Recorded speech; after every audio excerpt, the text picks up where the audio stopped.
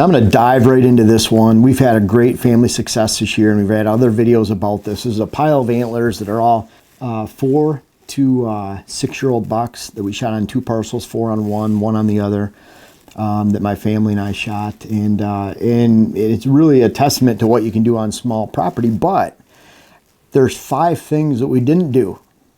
And because we didn't do these things, that's why we find the success. And when I travel around the country and I look at nearly 100 parcels a year in a dozen states or more, then I see the same 5 failures coming up over and over again. And if you do these 5, you will not find success on a consistent basis. And a lot of times I come out with things like this, and viewers, readers, whoever will reflect back and say, you know what, we've been doing 4 out of 5 of these, 3 out of 5 of these, and that's why we've had diminishing returns on our whitetail parcel for the last 5 years, the last 10 years, the last 2 years.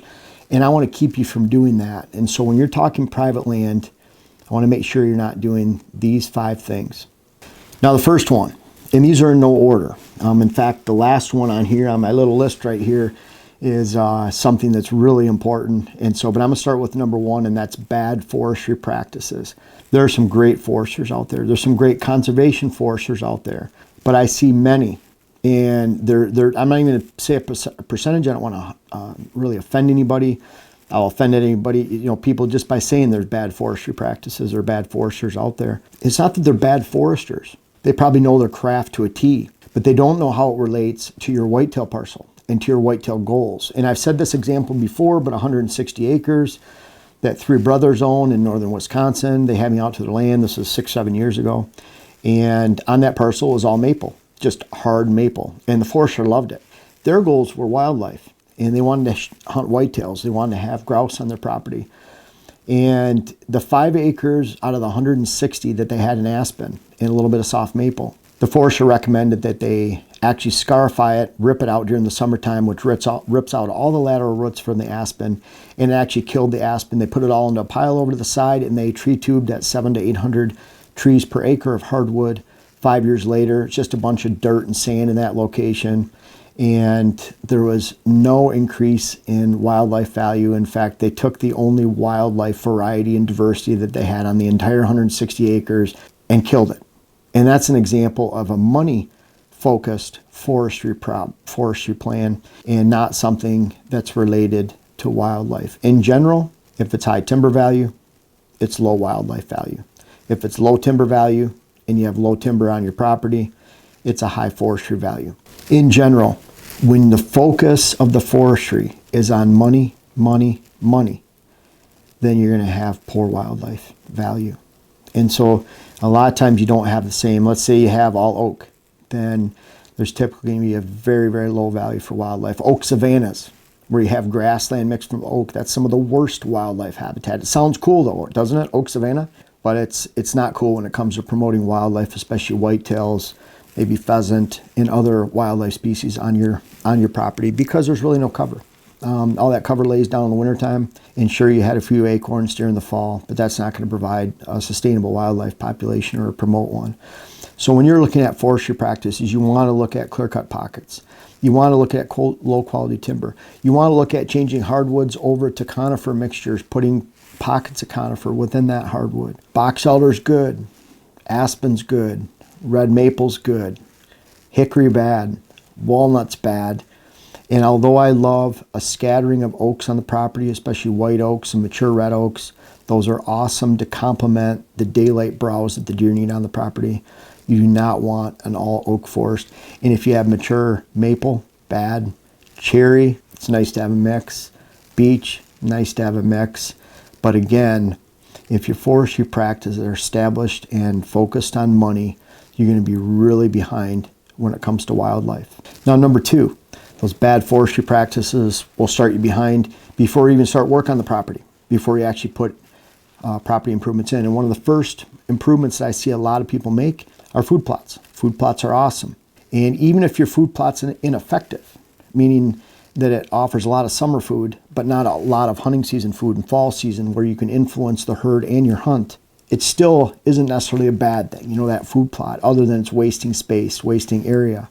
But if your food plots are located in the wrong location, this is number two. Number one, bad forestry. Number two, food plots located in the wrong location, then you could be setting yourself up for disaster. And I see this over and over again. I see it so often that it almost sickens me. I feel bad for folks, I truly do. Because if you put a food plot and it's highly attractive during September, October, November, December, and that's the only time you really need it to be attractive, and then you go hunt on the land, and every time you go on the land, whether you're hunting the food plots, over hunting the food plots, or you're walking by them, and you're spooking deer off those plots, now you just invited every deer in the neighborhood to that plot only to spook them off. I talk about this topic over and over again because it is such a mistake. This is probably the number one problem on most private land parcels. And if you have food plots located in the wrong location, it doesn't matter how lush they are, how much you actually think they're helping the herd or not, because a lot of times people think they're helping the herd during the summer when the deer didn't need your help because they had ag land, they had high quality habitat during the summertime. Their time of lacking nothing is during the summertime.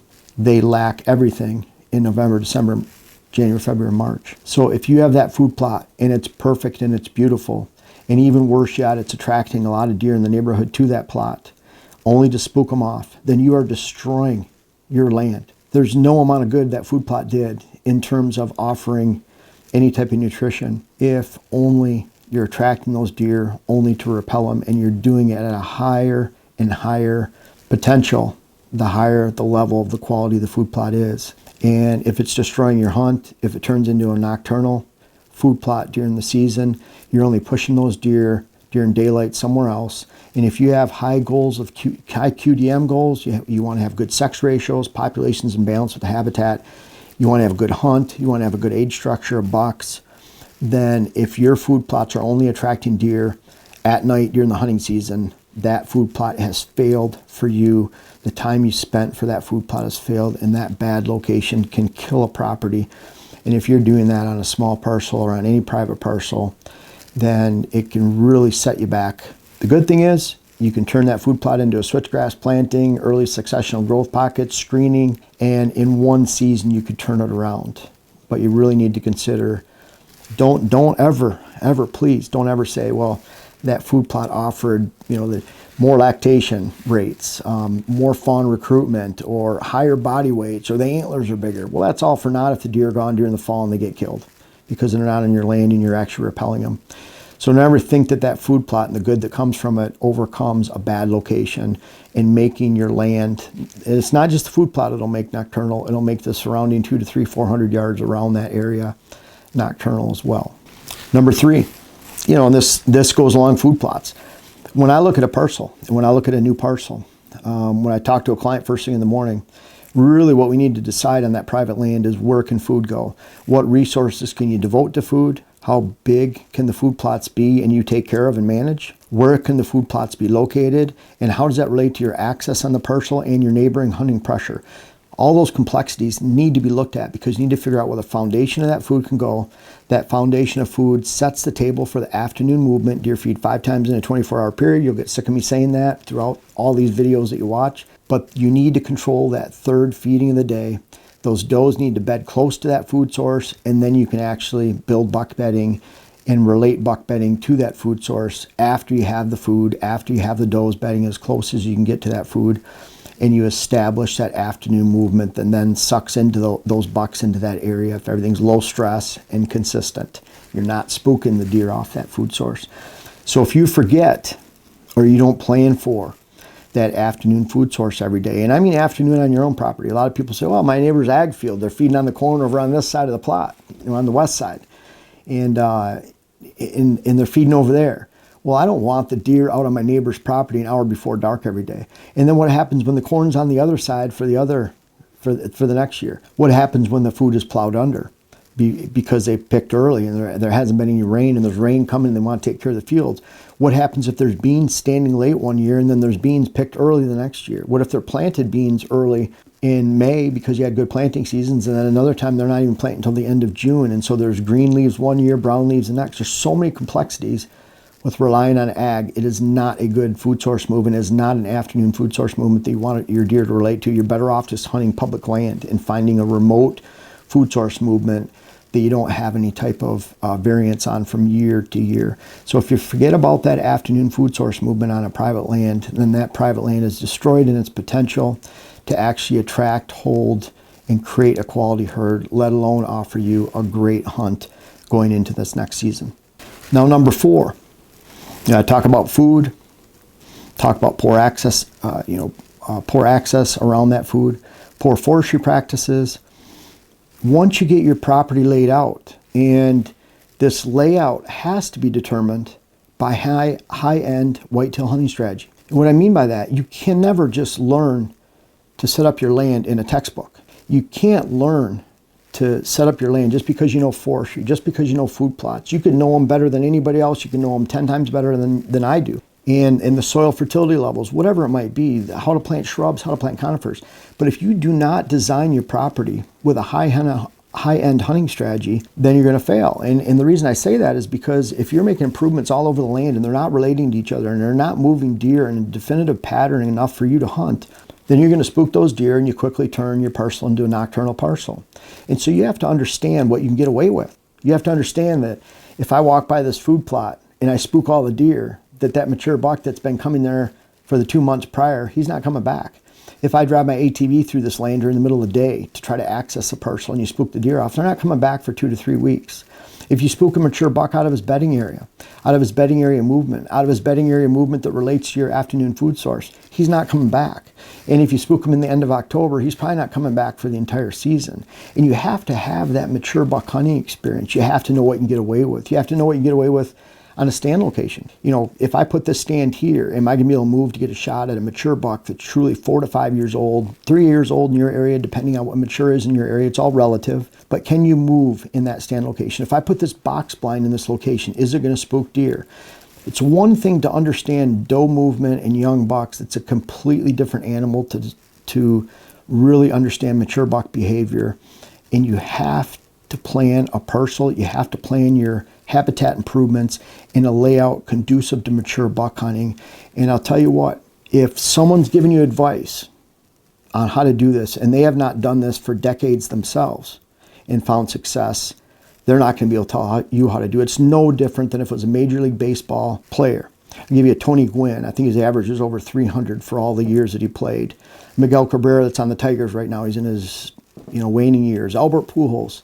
Those are the ones that come to my mind, and there's a whole bunch of other ones. They could tell someone how to hit a baseball. They can tell someone that goes through their head. Now, that person might not be able to do it, and that's a difference, a professional golf player, whatever it might be. But if you have someone trying to give advice at a Major League Baseball level on how to hit a baseball when it's coming in at 94 miles an hour and it has a little movement to it, and they've never done it themselves, then how can they tell someone else how to do it? And it's no different than with whitetail and whitetail habitat improvement and how you're relating to everything together. And that's why I'm kept in business so much, because people put all the habitat improvements in place. They have professional forestry practices. They put their food plots in with perfection. And then every year there's a diminishing return and it's not working. And if you have those pieces in place and you're spending those resources to do it, then they need to be in a cohesive unit that allows you to actually hunt the land. A lot of private parcels I go to are so random with their improvements, and the deer herd is so scattered and the movement so undefined that you're really just better off going over and hunting public land, because you can find it out there by going into a remote area, popping into a location that's not influenced by man or poor habitat improvement locations or poor habitat improvements in general. You can hunt that and find a high level of success. So you have to have that high-end hunting strategy that's put into that plan. I do my best, whether it's in my books that I have, it's a food plot, but this is a lot about food. This is a structure whitetail movement. I have my mature buck book. I have how to hunt mature bucks and deer in general by the weather. I try to put all these books out to try to help you, and it's just bringing my experience level to it. There's other people with more experience than I have. I'd listen to them. But you have to have that experience and that influence on your whitetail plan and hunt. Now, number 5, and this is a big one. There are a lot of habitat improvement plans out there, but a lot of habitat improvements that are really filling big holes in your land and they're creating it. It's no different than if you have a food plot that's based on summer plantings, and it's actually doing a lot more damage with building a doe factory, attracting too many does and fawns during the summertime that spill over into the fall and take up space and kick bucks out. But CRP, I've been to so many CRP fails where that cover is laying down in November, December, January, February, March, and April, and it's offering no cover to sustainable wildlife populations, including rabbits and pheasants and deer. There's just nothing there except a few mice that live under the snow, under the grass. Giant ponds. Now, I love ponds for fishing, and I know I have a lot of waterfowl clients out there too that love to hunt ducks, and that's why they have those ponds. But if you think you're putting in a pond and it's an 2-acre pond, excuse me, and you're going to help whitetails and you're going to help your whitetail hunt, you're sorely mistaken. Whitetails, especially mature bucks, want to find a small water hole, whether it's a machine dug or one of my 110-gallon tanks that I recommend from TSC where it's really cheap. They're looking at those small, hidden water sources that are a part of a really remote and low-stress whitetail buck movement, where those bucks can go from bedding to bedding, bedding to food, and they can hunt those water holes, or they can go into those water holes without a real high level of risk. And so that's an example of, CRP can take up 20 acres on an 80-acre parcel and just leave you with a big void of vacancy of any type of quality habitat. And that reflects back to those food plots where there's just summer food on them, and they're creating that doe factory, and it becomes very inefficient for what you have on a small parcel. That extends into conifer plantings. I've seen people plant 30 acres of a field into conifer. Now, that's great when you go in there 5 years later and you pocket out 40 to 50, 60% of those conifers. You apply early successional growth, maybe some food plots in some key locations, and you use that conifer as a base form of cover, no different than switchgrass. Red cedar, it's the same thing. They have red cedar removal projects, which is very short-sighted. They're really trying to focus on mature timber value and boards per foot, where you can take those red cedars, instead of eliminating a 30-acre area, you take that 30-acre area of red cedar, you take out 16, 18 acres of cedar, you put those areas into food plots and early successional growth, and now you have that base cover of cedar to wrap it all up. No different than switchgrass, no different than the conifers, but single big plantings of conifer for road conifers. Pretty cool for a Christmas tree farm someday. Pretty cool for pulp timber someday, maybe even telephone poles someday. But really little wildlife value, no different than CRP areas and ponds. And then outside of that, after you've taken food plot locations that are only summer valuable and can actually hurt you, CRP, ponds, big conifer areas, there's a lot of fads. There's a lot of fads out there like high hinge cuts, where you're putting all the browse and all the cover above head high. I've also gone into big fad areas where people hinge cut a huge 5-acre area and the deer can hardly move through it. They think thicker is better, and that's absolutely not the truth. And that 5-acre area is, again, no different than a 5-acre pond. It's no different than a 5-acre poor CRP area. And it's no different than a 5-acre big conifer stand where deer avoid it for the majority of the year, or they just don't go into that location at all. Miscanthus grass is another one. It's a big fad out of southern Michigan. I keep hearing continual miscanthus grass fails where they just don't offer the cover. It takes 7-8 years to be established. It's a good product for some situations where you need something taller than switchgrass, something growing under power lines that you can't use rows of spruce and red pine for to offer the same amount of cover in the same amount of time, but it gets too high and runs into those telephone wires. So there's some limited use for miscanthus grass. It works very well.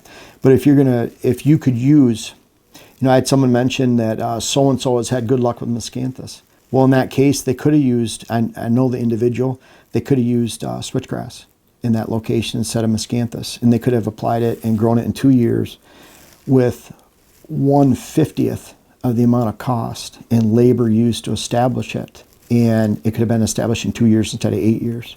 They could have applied or planted conifers in the form of red pine, spruce, and alternating rows, and it had the same amount of cover in the same amount of time, plus more permanent cover for the future.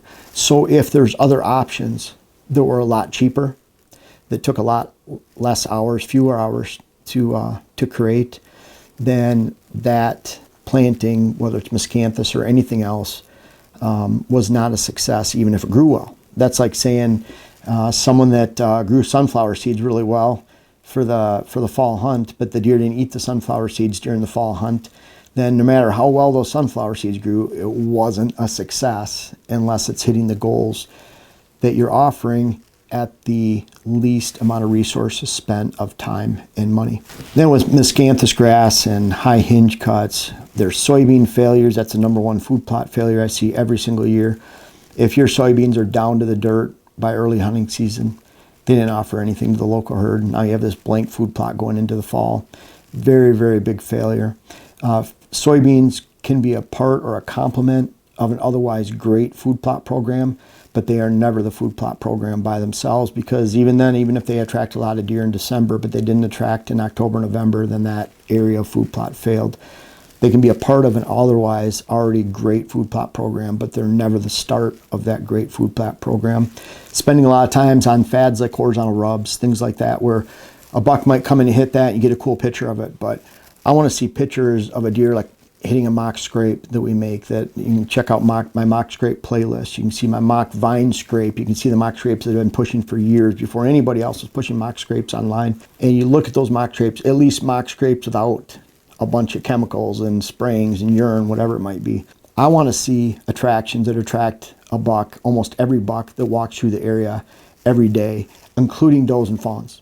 And so that's what a mock scrape does. A horizontal rub is kind of a cool thing to put out. You maybe get some cameras. It might be a complement to a water hole and a mock scrape. Mock scrape always first, water hole second. If you have time for a horizontal rub and want to fool around and play around, it's not going to hurt you, but it's not going to be the draw to that attraction in that area. So you need to understand the attraction draw with those. And just because you can put a camera, I've seen mock scrapes with a ribbon hanging down. It's just kind of, it's more funny or kind of fun to say, yeah, deer made a scrape under a ribbon. That's pretty cool. But something that's consistent, attracts does, fawns, bucks, every time they travel by that, that's a true attraction. I've seen that in mock scrapes. So finally, when you're thinking about this fifth area, in this fifth fail, I see a lot of people spending a lot of resources of time and money in areas that they do not get that return on. And that's why I have this channel.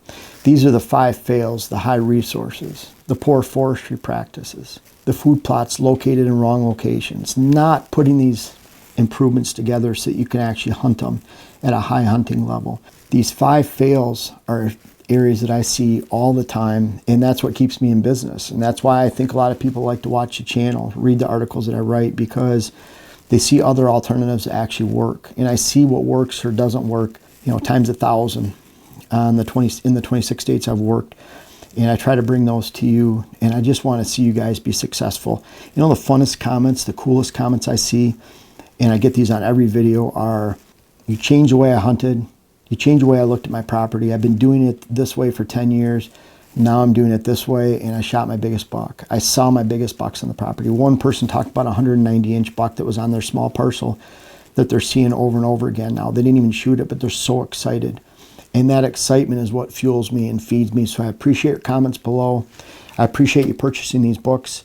That's where all the strategies are rolled in. Someone, when we turned into 2020, they said they wanted to thank me for all the free content that I put online. And, really, I thank you for watching. I really appreciate it. And if you love this stuff and you love the small parcel stuff, don't forget my 25 acres that I have, where my son Sam shot the big buck on this year, is for sale. It's for sale through Weiss Realty, and you can find, Chad is the one that has it, and we've listed that. We're looking to get closer to home, maybe something with our home. We love that property, and if no one buys it, I'd love to hunt it this year. That'll be one of my hunting parcels, so we'll keep working on it. But I appreciate you guys watching. I hope you have a great new year going into this 2020, and I want to keep you from doing these 5 things I've talked about, and focus more on the stuff that gives you a great herd and a great family time and a great hunt.